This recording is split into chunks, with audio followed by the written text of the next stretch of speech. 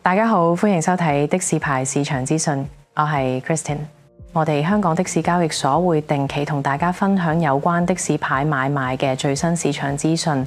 未訂閱我哋頻道嘅朋友，記得訂閱，多謝支持。今日同大家睇一睇最新嘅的士按揭資訊，了解一下如果現時購買一個市區的士牌，連一架全新混能的士，到底首期係幾多？個月供幾多錢？收租回報又係幾多？我哋睇一睇以下呢個例子。我哋假設經買賣雙方議價之後，市區的士嘅成交牌價264萬啦，而一架全新混能市區的士嘅車價係42萬全包，包噴油、首年全保保險同埋包首年牌費，即係一架已經可以即時開工嘅的士。咁佢嘅成交價就係264萬加42萬，即係306萬。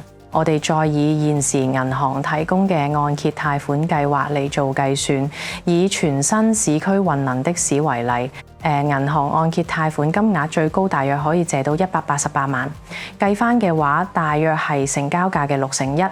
咁以首期嚟講，以呢個例子嚟計算，就大約只需要118萬。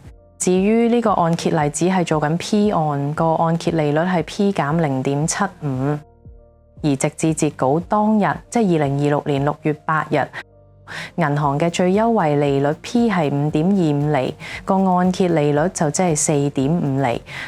按揭年期最高可以做到25年300期，經過計算之後，月供就大約係10,450蚊。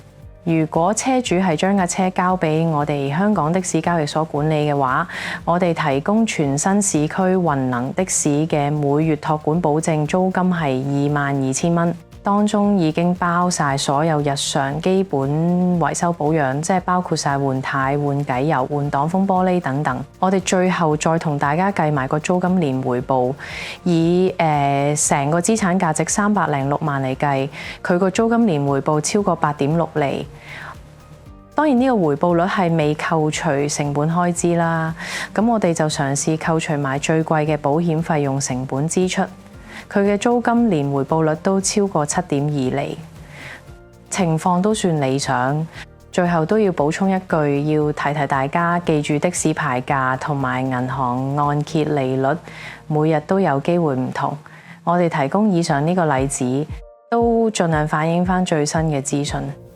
如果當你打算想購買的士牌嘅時候，歡迎下載我哋嘅 AppHKTEX 一站式的士買賣租賃平台，了解翻最新嘅的士牌參考牌價同埋銀行嘅按揭利率資訊。密切留意我哋香港的士交易所。我哋下集見。